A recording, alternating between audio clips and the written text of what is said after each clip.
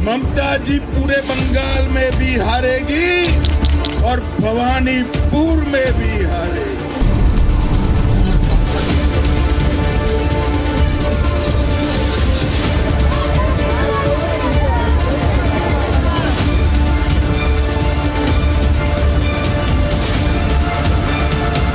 মুর্শিদাবাদ মালদা উত্তর দিনাজপুর জুড়ে বিজেপির গেম প্ল্যান অনুযায়ী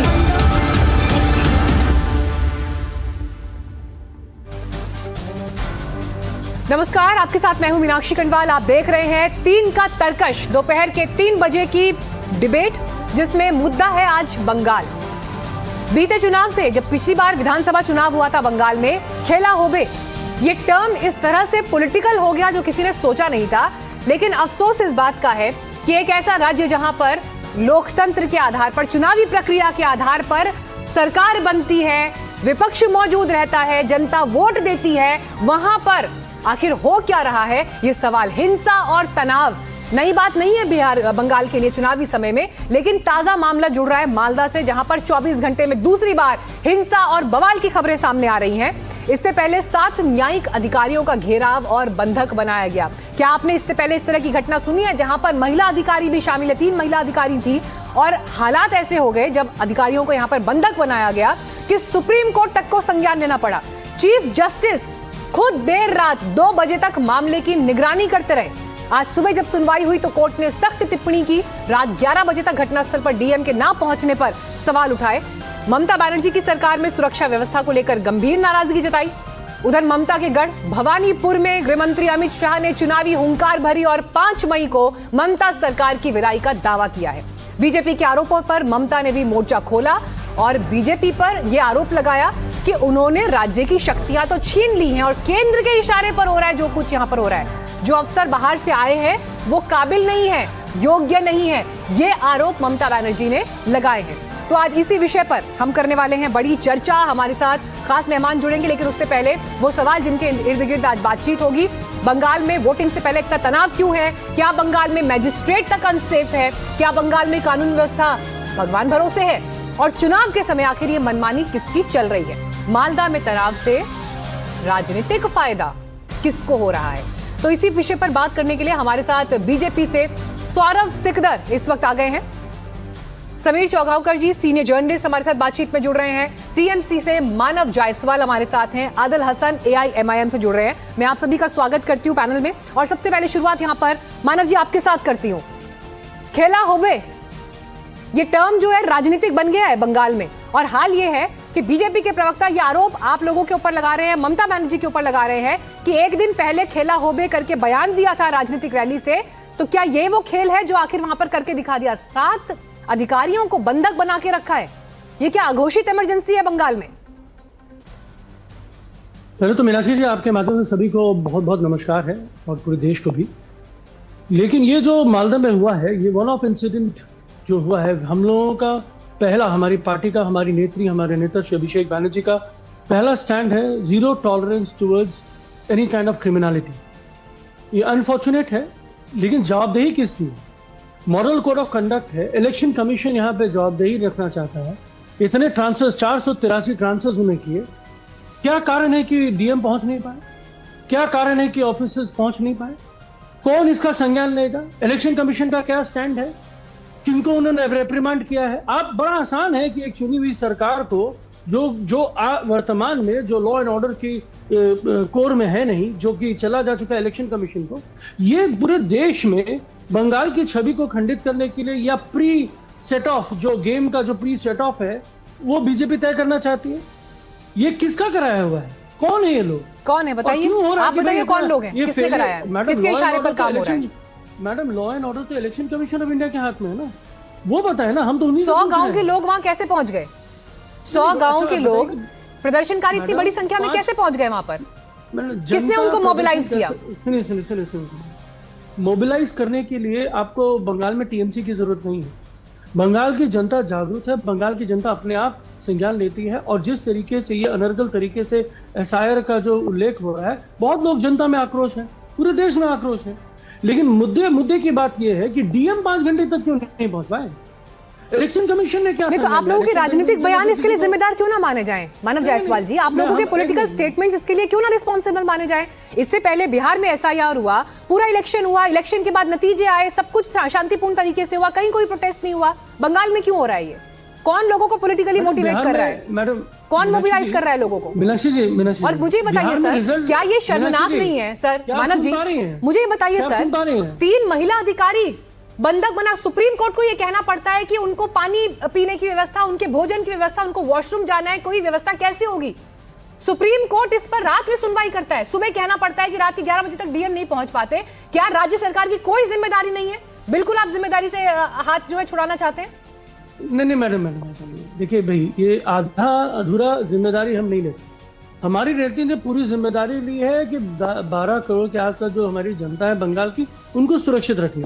हमारी नेत्री ने पिछले 15 साल से ये करके दिखाया है और आज वही दौर है, वही रिपोर्ट कार्ड की चौथी बार भी वही मुख्यमंत्री। सौरभ सिकदर जी, अब आप मुझसे, मैं आपसे, मीनाक्षी जी खत्म मत कीजिए, मैं सुन लीजिए। मैं आपसे पूछना चाहता हूँ, ये एपिसोड जो हुआ है उसके बाद इलेक्शन कमीशन का क्या स्टैंड है? क्या उन्होंने फिर कोई ट्रांसफर करी है क्या? किसी को कहीं भेज दिया क्या? किसी को बुला लिया क्या? 500 के लगभग ऑफिसर्स को उन्होंने ट्रांसफर करे हैं। सौरभ सिकदर जी, कौन जिम्मेदार है इसके लिए? नहीं है। राज्य सरकार कह रही है कि हमारे हाथ में कुछ है नहीं, बाहर से आए हुए अफसर हैं, चुनाव आयोग की निगरानी में सारे एक्शन हो रहे हैं, सारी प्रक्रिया चल रही है, तो कौन जिम्मेदार है? डीएम क्यों नहीं पहुंच पाए रात के 11 बजे तक वहां पर? अगर 7 अधिकारियों को बंधक बना लिया है, डीएम वहां नहीं पहुंच पा रहे हैं, मजिस्ट्रेट वहां नहीं पहुंच पा रहे हैं, तो ये सवाल किससे पूछा जाएगा सर? जिम्मेदारी किसकी है इसमें? नहीं, बिल्कुल डीएम जो है अपना ड्यूटी नहीं निभाया है और उसके ऊपर सख्त कार्रवाई हो, ये हम लोग भी मांग कर रहे थे। लेकिन यहाँ पे सोचने वाली बात है, इतनी बड़ी घटना हो जाता है और सुप्रीम कोर्ट से बयान आते हैं कि हम रात 2 बजे तक बैठे थे, सुप्रीम कोर्ट के जस्टिस, हम नजर रख रहे थे। उसके ऊपर ममता बनर्जी या अभिषेक बनर्जी का कोई निंदा करके कोई बयान नहीं आता है कि जो ये हुआ है ये बड़ा शर्मनाक कांड हुआ है और इसमें बंगाल का छवि खराब हुआ है। क्योंकि देखिए, इतने दिन तो से कह रहे हैं ना बंगाल कि अमित शाह जी के इशारे पर हो रहा है, वो तो अमित शाह जी पर आरोप लगा रही है सीधे सीधे। ममता बनर्जी कह रही है गृह मंत्री के इशारे पर हो रहा है, गृह मंत्री जिम्मेदार है। वो तो अपनी जान को खतरा बता रही है उल्टा, कि कल को मुझे कुछ हो गया तो गृह मंत्री जिम्मेदार है। नहीं, बिल्कुल देखिए, जो हार की आहट सुनने के बाद ममता बनर्जी अभी इस तरह का बयान दे रहा है। लेकिन मेरा सीधा प्रश्न है कि ये घटना जो घटा है, जुडिशियल ऑफिसर्स के ऊपर जो अटैक हुआ है, इसका जिस भाषा में निंदा करना चाहिए था वो किया है कि नहीं? एक भी बयान दिखा दीजिए। ममता बनर्जी, अभिषेक बनर्जी सबसे पहले इसका निंदा किया है और वो भी चुनाव आयोग की क्या जिम्मेदारी है सर? लेकिन इस पर चुनाव आयोग की क्या जिम्मेदारी है? आचार संहिता लगने के बाद पीठासीन अधिकारी तो चुनाव आयोग के अधिकारी ही हो जाते हैं ना सर उसके बाद?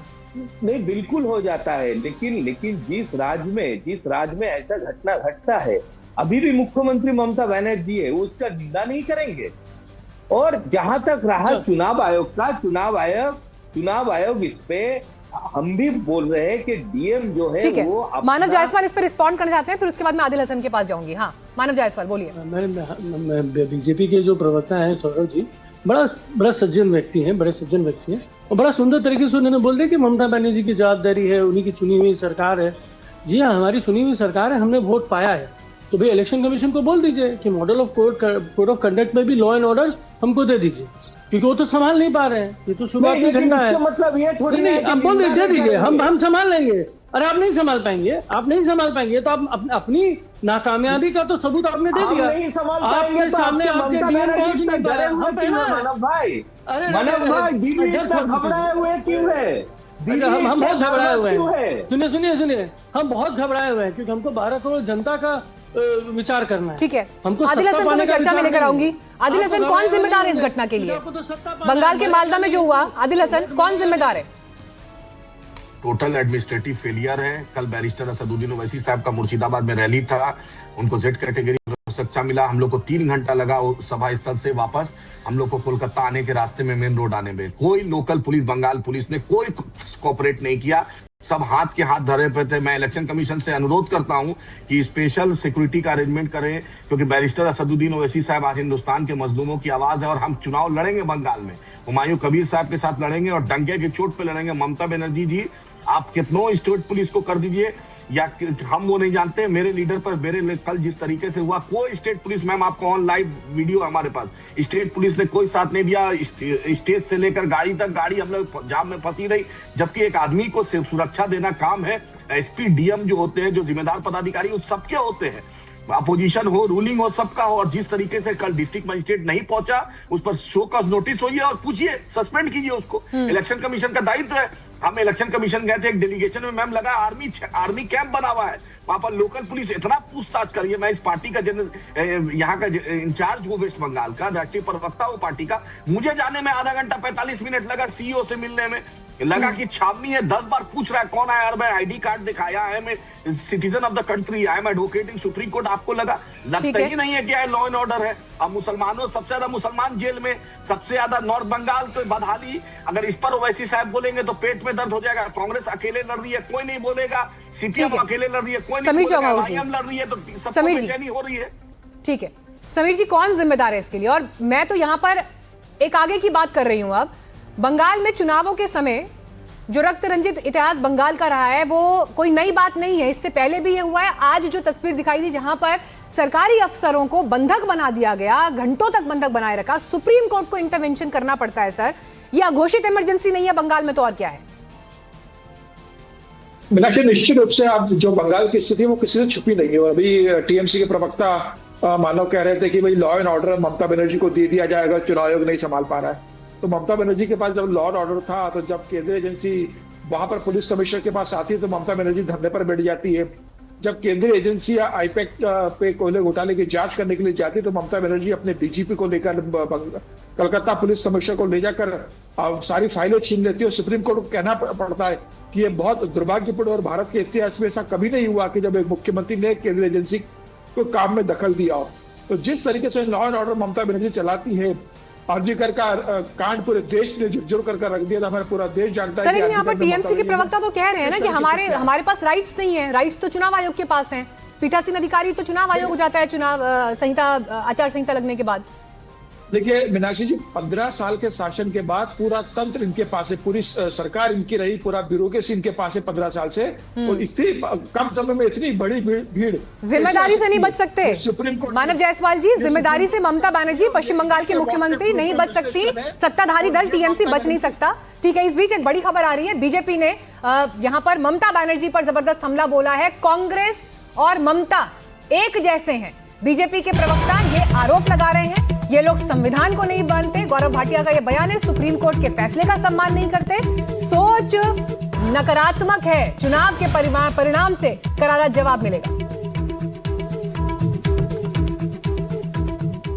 उनकी प्राथमिकता पश्चिम बंगाल के निवासी भारतीय नागरिक हम लोग नहीं हैं। उनकी प्राथमिकता केवल रोहिंग्या है। रोहिंग्या के लिए हिंसा होगी, रोहिंग्या के लिए संविधान नष्ट होगा, रोहिंग्या के लिए सर्वोच्च न्यायालय को चुनौती देंगी, रोहिंग्या के लिए न्यायिक अधिकारियों को बंधक बना लिया जाएगा, और ममता बनर्जी जी मूक दर्शक बनी रहेंगी। दुर्भाग्यपूर्ण, काला धब्बा। और पश्चिम बंगाल की जनता भी आज कह रही है, 4 मई भक्षक ममता पश्चिम बंगाल से गई। 4 मई भक्षक ममता पश्चिम बंगाल से गई। तो बड़ा आरोप यहां पर बीजेपी के प्रवक्ता प्रेस कॉन्फ्रेंस में लगा रहे हैं, और इसीलिए मानव जायसवाल जी ये सवाल बड़ा हो जाता है। गृहमंत्री तक ये कह रहे हैं कि बंगाल की खाड़ी में टीएमसी को ममता सरकार को उखाड़ कर फेंक देंगे। जिम्मेदारी से कैसे भाग सकते हैं सर? 15 साल से सरकार है, तंत्र तो आपका है। नहीं मैडम, देखिए, तंत्र देश का होता है, तंत्र प्रांत का होता है, तंत्र प्रांत का होता है। हम मैनेज करते हैं। जब चुनी हुई जो सरकार होती है वो मैनेज करती है, वो जवाबदेही लेती है। लेकिन जवाबदेही जो तंत्र आपके पास है ही नहीं, जिसका मालिकाना, जिसका टोटल दामोदराज आज इलेक्शन कमीशन ऑफ इंडिया के ऊपर है, तो आप क्या बोलना चाहते हैं कि हम इलेक्शन कमीशन की अवहेलना करें? हम तो संविधान को मानते हैं। अवहेलना मत करिए, कोऑपरेट करिए। क्या कोऑपरेट, सहयोग क्यों नहीं कर रहे? कैसे कोऑपरेट करें? नहीं, सहयोग क्यों नहीं कर रहे मैडम? अच्छा मीनाक्षी जी, आप यहाँ एनडीटीवी में काम करती हैं, और किसी मुद्दे पे आपको आना है और अचानक से आपको हटा दिया जाए, और किसी तीसरे पार्टी को, किसी तीसरे एंकर को, अच्छे एंकर को भी भेज दिया जाए जो आप जैसी अच्छी होंगी, तो क्या वो आपके शो को मैनेज कर पाएंगी? क्योंकि उनको तो जानकारी होनी चाहिए। अरे वो तो देवदूत है, उनको तो पूरी जानकारी होनी। आपने 483 लोगों को जब पूरे जो पहली बार तो नहीं है आप रुकिए। लेकिन इलेक्शन कमीशन को यह जानकारी होनी चाहिए कि जो ऑफिसर्स यहाँ कारगर हैं, जिनको बंगाल की डेमोग्राफी ज्योग्राफी का जानकारी हो, जिनकी भाषा को जानकारी हो, उसके अलावा आप कर रहे हैं। अब अगर भारत के लोग हैं तो भारत में भिन्न भिन्न भाषाएं हैं। अब मैं हिंदी भाषा भाषी हूं, मुझे तमिलनाडु में भेज दीजिए, मैं तमिलनाडु की भाषाओं को तो समझ लूंगा क्या? ये आपको समझना होगा। आप इलेक्शन करा रहे हैं तो लॉ 100% है। मानव जी, जो बातें आप कर रहे हैं सर, ऐसा लग रहा है जैसे पहली बार चुनाव हो रहा है देश में। नहीं, आप ऐसी बात कर रहे हैं सर जैसे पहली बार इलेक्शन हो रहा है। आप भाषाई डिफरेंस की बात कर रहे हैं, कोई बाहर से आ रहा है, कहाँ से आ रहा है? पहली बार चुनाव हो रहे हैं क्या? 1952 से चुनाव हो रहे हैं देश में सर, 1952 से इलेक्शन हो रहे हैं सर। मीनाक्षी जी, पहली बार बंगाल में ऐसा हो रहा है कि जिस तरीके से लगभग 500 ऑफिसर्स को हटा दिए गए, चीफ सेक्रेटरी से हर कोई को ट्रांसफर, डीएम को ट्रांसफर। अरे ये तो पूछिए ना, जो बीजेपी का हमारे प्रवक्ता भाई साहब हैं, इन्होंने पूछा कि हम कार्रवाई होनी चाहिए, सख्त से सख्त कार्रवाई। अरे 12 घंटा 24 घंटा होने को आ गया, क्या कार्रवाई हुई जी? हाँ सौरभ सिकंदर जी, ये सवाल बड़ा है सर। अब ये बताइए, 7 अफसरों को घंटों तक बंधक बनाए रखा सर, सुप्रीम कोर्ट को इंटरवेंशन करना पड़ा है और कितनी सख्त टिप्पणी सुप्रीम कोर्ट ने की है। एक्शन क्या हुआ? पॉइंट 1। और दूसरा बड़ा सवाल सर मेरा ये है, इतनी भीड़ वहां इकट्ठी हो गई, प्रोटेस्ट करने के लिए लोग पहुंच गए, कोई लोकल इनपुट नहीं आया, कोई जानकारी नहीं पहुंची कि सरकारी अफसरों को बंधक बनाया जा रहा है। इस घटना की गंभीरता संजीदगी से क्या सेंटर और स्टेट पूरी तरह से पिंड छुड़ाना चाहते हैं, नजरअंदाज करना चाहते हैं इसको? बिल्कुल, मैं सर परिंदा पर नहीं मार सकता अगर पुलिस चाहे तो, परिंदा पर नहीं मार सकता पुलिस चाहे तो। कैसे इतने लोग पहुंच गए और कोई इंफॉर्मेशन नहीं थी? ये क्या होने दी गई घटना? किसको फायदा था इसका? मैं स्पष्ट रूप से पहले भी कहा था कि हम इस घटना का निंदा करता है, और जो डीएम वहां पे थे उसने अपना ड्यूटी नहीं निभाया थे। लेकिन एक चीज मैं और पूछना चाहता हूं, वहां पे जो लोकल पुलिस थाने थे वो तो बंगाल के ही थे, वो तो बंगाल के बाहर नहीं आए थे ना, किसी और थाना का ओसी आके वहां बैठे थे। क्या उसका ड्यूटी नहीं था जुडिशियल ऑफिसर का रक्षा करना? क्या उसका ड्यूटी नहीं था लॉ एंड ऑर्डर को ठीक करना? उसके लिए क्यों उसको किसी का इंस्ट्रक्शन का जरूरत पड़ेगा? हाँ। ये तो पुलिस का और थाने का ये तो ड्यूटी होता है कि एरिया का लॉ एंड ऑर्डर को देखना। आदिल हसन, ये घटना अपने आप हुई या ये घटना होने दी गई? क्या हुआ? ये मैम अमित शाह जी गृह मंत्री बंगाल में हैं, यहाँ पर स्टेट आईबी क्या कर रहा था, होम मिनिस्ट्री का आईबी क्या कर रहा था, कैसे इतनी बड़ी घटना हो गई? क्योंकि मोदी जी के लिए ममता जी ने 2003 में कैंपेन किया, दोनों भाई बहन है, दोनों का मकसद एक है कि मोदी जी का डर दिखा के ममता जी सत्ता चाहती है और घुसपैठ के नाम पे मुसलमानों का डर दिखाकर मोदी जी सत्ता चाहते हैं। दोनों भाई बहन है। अमित शाह जी गृह मंत्री बंगाल में और इतनी बड़ी घटना हो गई। हमारे एमआईएम का बस से वर्कर आ रहे थे ओवैसी साहब की रैली में, जेयूपी के वर्कर हुमायूं कबीर सर के पार्टी, उसको मारा गया मैम। बस रोक के लोकल पुलिस थी वहां पर, और चप्पे चप्पे पे आप सीआरपीएफ रखे, सीआरपीएफ कुछ नहीं कर पाया। क्यों नहीं करेगा? क्यों नहीं? सीआरपीएफ चला गया। सुप्रीम कोर्ट का फैक्ट फाइंडिंग कमेटी का रिपोर्ट है, 45 मिनट के अंदर में डीएमएसपी कोई भी दंगा को कंट्रोल कर सकता है। डीके बासु का रिपोर्ट है, जजमेंट है। क्या कर रहे थे डीएमएसपी? क्या कर रहा था होम सेक्रेटरी? क्या कर रहे थे जो ऑब्जर्वर सब जो आए हैं होटल में 5 में रहने के लिए आए हैं, जो दूसरे स्टेट से जो हर विधानसभा में एक ऑब्जर्वर है, वो आईएएस भी है, आईपीएस भी है, वो लोग क्या कर रहा है? होटल में बैठ के मिस्टी नहीं कर रहा है। ये महत्वपूर्ण बात है जो आदिल हसन ने यहाँ पर की, और इसीलिए समीर जी ये जरूरी बात है। देखिए, कानून और कानून की किताबों ने जो व्यवस्था बनाई है सर, वो व्यवस्था अपने आप में पुख्ता है, उसमें कहीं कोई संशय नहीं होना चाहिए किसी को। लेकिन सवाल तो सारा इंप्लीमेंटेशन का है कि अमल कानून जमीन पर हो रहे हैं नहीं हो रहा। और इसीलिए मैं सवाल बार बार पूछ रही हूँ कि ये घटना अपने आप हुई या होने दी गई? मीनाक्षी जी, यह सुनियोजित षड्यंत्र था टीएमसी का। बहुत स्पष्ट दिख रहा है कि जिस तरीके से टीएमसी का नीचे से लेकर ऊपर तक का ब्यूरोक्रेसी के अंदर पुलिस प्रशासन में पार्टी में कब्जा है, उस लोगों को जिस तरह संदेश दिया, इतनी बड़ी मात्रा में भीड़ कैसे इकट्ठी हुई? वहां पर कोई इनपुट नहीं जाता है, वहां के लोकल थानेदार नहीं पहुंचते। तो ये, और ममता बनर्जी इतनी बड़ी घटना के बाद क्या ममता बनर्जी ने कहा कि इस मामले में जो लापरवाही पुलिस अधिकारी है उनके पर सत्ता में आने पर हम कार्रवाई करेंगे? क्या ममता बनर्जी ने एक बयान दिया कि जो लापरवाह लोग हैं, जो न्यायिक अधिकारी को रक्षा करने में असमर्थ है, जिन्होंने देरी की, उन लोगों को चुनाव आयोग तत्काल सस्पेंड करे?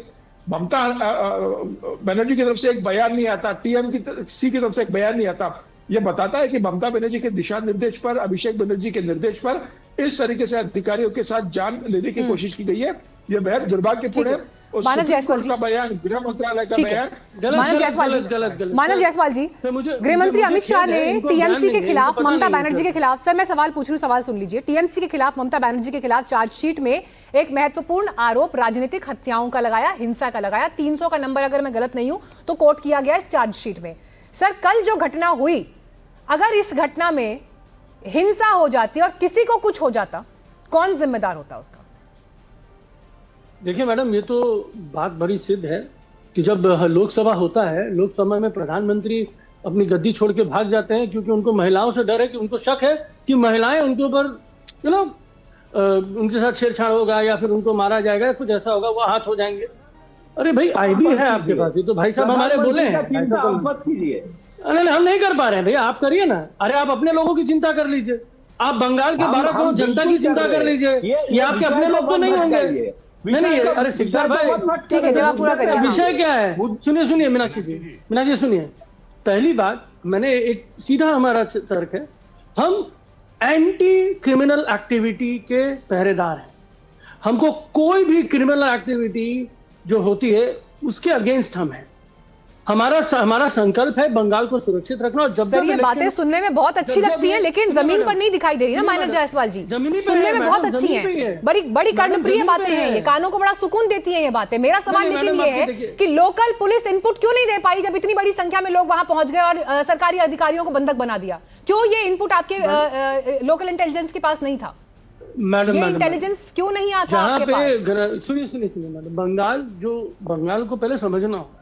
बंगाल में संध्या में लोग एक दूसरे से बात करते हैं, जितने भी तबके हैं, जो इलाके हैं वो बहुत करीबी है, आसपास के लोग बहुत आसपास में रहते हैं, एक दूसरे से उनका आवाज से आपको बातें हो जाएंगी, 2-10 किलोमीटर दूर नहीं रहते।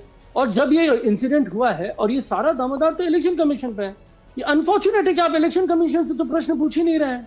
आप बोलते कड़ी से कड़ी कार्रवाई होनी चाहिए, इनके साथ ऐसा होना चाहिए। अरे भाई सस्पेंड कर दो डीएम को। बंगाल से थोड़ा बाहर निकलिए, बंगाल से थोड़ा बाहर निकलिए। बंगाल कोई एक अलग आइलैंड नहीं है। देश के बाकी राज्यों में भी ऐसा ही हिसाब किताब है जैसा आप बता रहे हैं। मैं उत्तराखंड से आती हूँ सर, हमारे यहाँ भी शाम के 3-4 बजे जब लोग अपने घरों से बाहर निकलते हैं, शाम को साथ बैठ के चाय पीते हैं, दुआ सलाम करते हैं एक दूसरे को, एक दूसरे के हालचाल पूछते हैं। और जिस बात का आप जिक्र कर रहे हैं वो चीज वहां भी इंप्लीमेंट होती है, यूपी में भी होती होगी, राजस्थान में भी होती होगी, दिल्ली में भी होती होगी। मेरा सवाल लोकल इंटेलिजेंस पर था कि लोकल इंटेलिजेंस क्यों नहीं था आप लोगों के पास उपलब्ध, और क्यों नहीं वो आगे चुनाव आयोग को आप लोगों ने उपलब्ध कराया? करा देते ना, कहते कि हमने जानकारी दी थी, लेकिन आप लोग उस पर काम नहीं कर पाए, एक्शन नहीं ले पाए। मैडम, हम तो सर्वा लोग हैं नहीं। जो डिपार्टमेंट सारा का सारा कंट्रोल इलेक्शन कमीशन कर रहा है, top to bottom election commission transfer कर रहा है, आप इलेक्शन कमीशन को क्यों नहीं पूछ रहे हैं? आपको तो मैडम आज के डिबेट में ना आपको इलेक्शन कमीशन के भी प्रवक्ता को बुलाना चाहिए था। ठीक है, ज्ञानेश कुमार जो वैनिश हो चुके हैं उनको भी बुला लेना चाहिए था। चलिए सर, आपको शायद मेरे ख्याल से जानकारी अभी नहीं है इस बात की। इलेक्शन कमीशन के जो है अपने तरीके से काम करता है और टीवी के चैनल के डिबेट्स में नहीं आते हैं वो, ये आपको शायद मुझे लगता नहीं होगी आपका जानकारी, लेकिन ठीक है। सौरभ सिकदर, नहीं अगर हमारे साथ इलेक्शन कमीशन के अधिकारी जुड़ेंगे तो डेफिनेटली ये सवाल मैंने अभी बीजेपी के प्रवक्ता के सामने भी रखा है, और ये सवाल जरूरी है, क्यों नहीं पूछा जाएगा? बिल्कुल पूछा जाएगा। समीर चौंगाकर भी इस पर रिस्पॉन्ड कर चुके हैं। ठीक है, आदिल हसन, मैडम आपके जितने भी माइक्स है ना उनकी तरफ एक बार इशारा करिए। अरे एक उंगली तो उनकी तरफ पहुंचे। आप ही मीनाक्षी जी देखिए, आप बहुत ठीक है, आदिल हसन जर्नलिस्ट है। मीनाक्षी जी, हर स्टेट का आईजी इंटेलिजेंस होता है। आईजी इंटेलिजेंस क्या कर रहा था? इलेक्शन कमीशन हर विधानसभा में एक ऑब्जर्वर भेजा, आईएएस आईपीएस को। 5 सितारा होटल में उन लोग आराम कर रहे थे क्या? यहाँ आराम करने आए हैं क्या? बंगाल में छुट्टी मनाने आए हैं। आईजी इंटेलिजेंस को क्यों नहीं सस्पेंड किए? आप बताइए, अभी तक डीएम क्यों नहीं पहुंचा? डीएम को सस्पेंड कीजिए। अरे मेरे वर्कर को मैम 4 बजे रैली से वापस उसको मारा गया और लोकल पुलिस कुछ नहीं किया। इलेक्शन कमीशन को संज्ञान लेना चाहिए, हर जगह स्पेशल आईएएस आईपीएस को बहाल करे और उसका जीपीएस लोकेशन ले, और जीपीएस लोकेशन इलेक्शन कमीशन के कंट्रोल रूम में पता चले कि वो 5 सितारा होटल में आराम कर रहे हैं या सर्किट हाउस में आराम कर रहे हैं या रोड पर है, उनको वेरिफिकेशन करना चाहिए। मेरे कार्यकर्ता को, मैम एमआईएम के कार्यकर्ता को बैरिस्टर साहब के रैली से वापस आ रहा, उसको मारा गया मैम, और डीएम पहुंचा नहीं वहां स्पॉट पर। आईजी इंटेलिजेंस का फेलियर है, सेंट्रल एजेंसी का आईबी का फेलियर है। जब गृह मंत्री देश के कलकत्ता में है, सबसे हाई अलर्ट सिक्योरिटी में है, गृह मंत्री साहब को समझना चाहिए उनका ऑफिसर निकम्मा हो गया है। अब बंगाल के आईजी इंटेलिजेंस को शो कॉज नोटिस कीजिए, डीएम पर शो कॉज नोटिस कीजिए, इलेक्शन कमीशन को। समीर चौंगाकर जी, यहाँ पर बहुत सारे सवाल देखिए इसी डिबेट के बीच में चुनाव आयोग पर भी उठे हैं, और जो जिम्मेदार अधिकारी हैं उन पर एक्शन क्या हुआ इस पर भी उठे हैं। सर, क्या आपको लगता है देरी हो गई अभी तक एक्शन में? और क्या चुनाव आयोग को खुलकर सामने आके कोई प्रेस कॉन्फ्रेंस या जानकारी देनी चाहिए कि एग्जैक्टली क्या चूक हुई और कैसे यह घटना घट गई? देखिए, चुनाव आयोग ने पूरी रिपोर्ट मंगाई है, केंद्रीय गृह मंत्रालय ने इस बात की पूरी रिपोर्ट मंगाई है और मुझे लगता है चुनाव आयोग इसके ऊपर कार्रवाई करेगा। चुनाव आयोग की जब पूरी मामले की तहकीकात आ जाएगी उसके बाद चुनाव आयोग अपने बयान जारी करेगा। लेकिन मुझे लगता है कि जिस तरीके से ममता बनर्जी को इस मामले को रिएक्ट करना था, ममता बनर्जी के बयान, अभिषेक बनर्जी के बयान और आपके शो में अगर टीएमसी के प्रवक्ता जिस तरीके से बता रहे हैं, वे इस पूरे मामले को ये बताना चाहते हैं कि देखिए चुनाव आयोग इसमें असफल हो रहा है और ये एक बहुत उनके लिए एक बड़ी जीत के रूप में प्रदर्शित करने की कोशिश कर रहे हैं। बता रहे हैं कि इसके पीछे टीएमसी का हाथ है। मुझे लगता है जो ममता बनर्जी जिस तरीके से इस मामले को रिएक्ट किया है, अभिषेक बनर्जी रिएक्ट कर रहे हैं, टीएमसी इस पूरे पीछे सुनियोजित साजिश है। मुझे लगता है ये ठीक नहीं है और सुप्रीम कोर्ट को कहना पड़ता है कि जब इतने राज्यों में एसआईआर होता है तो किसी राज्य में दिक्कत नहीं आती, बंगाल के एसआईआर में दिक्कत आती है। इतने राज्यों में चुनाव होते, किसी राज्य में हिंसा नहीं होती, बंगाल के चुनाव में ही क्यों हिंसा होती है? ये बता रहा है कि बंगाल में ममता बनर्जी ने किस तरीके से मां माटी मानुष को हिंसा के राज्य में धकेल दिया है। हाँ, मानव जायसवाल। देखिए, समीर जी का एक एजेंडा है, वो जो आरएसएस वाला एजेंडा, प्लीज आप मत चलाइए। बंगाल को सुरक्षित रखिए, बंगाल को बच दीजिए और हिंसा मत फैलाइए। आपने पूरे देश में बहुत हिंसा फैलाया है। हम विनम्र हाथों से नतमस्तक होकर आपसे विनती करते हैं, हमारे बंगाल को छोड़ दीजिए, हमारे को प्लीज और प्रताड़ित मत करिए। आपके लिए वो केडर हो सकते हैं, हमारे लिए वो हमारे जनता है। बीजेपी के केडर आपके लिए हो सकते हैं, बीजेपी के वोटर्स आपके हो सकते हैं, लेकिन आपका सिद्धांत है। मानव जायसवाल जी, दूसरों पर आरोप लगाते लगाते जो सत्ता में बैठे हैं वो जवाबदेह होंगे किसी बात के लिए या नहीं होंगे? दूसरों पर सवाल खड़े करना आसान है, लेकिन सरकार, आपको बंगाल की जनता ने चुनकर गद्दी पर बिठाया है। लगातार बार बार ममता बनर्जी पर अगर भरोसा जताया है सर, तो कुछ जिम्मेदारी तो वहां बनेगी ना।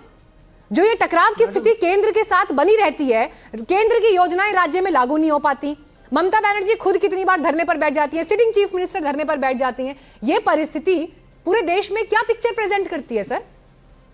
मैडम, मैं आपसे एक अनुरोध करती हूँ और आपसे पूछना भी चाहता हूँ कि बंगाल में आज के डेट में लॉ एंड ऑर्डर किसके हाथ में है, किसका सब्जेक्ट है? आप जानकार हैं, आप प्लीज बोल दीजिए। ठीक है, नहीं आप रहने दीजिए। सर, मैं उम्मीद ये कर रही थी कि आप पैनल पर जवाब देने के लिए बैठे हैं, लेकिन अब अगर आप प्रवक्ता होते हुए आपके जवाब अगर सवालों की शक्ल में है तो फिर मैं इसके आगे क्या करूं, मैं समझ नहीं पा रही हूँ। लेकिन उम्मीद आपसे जवाबों की थी सर, इसके लिए डिबेट कंडक्ट की जाती है कि आपसे जवाब लेने हैं। बहरहाल मेरे पास समय इतना ही था। बहुत धन्यवाद आप सभी का चर्चा में हमारे साथ जुड़ने के लिए। Thank you very much.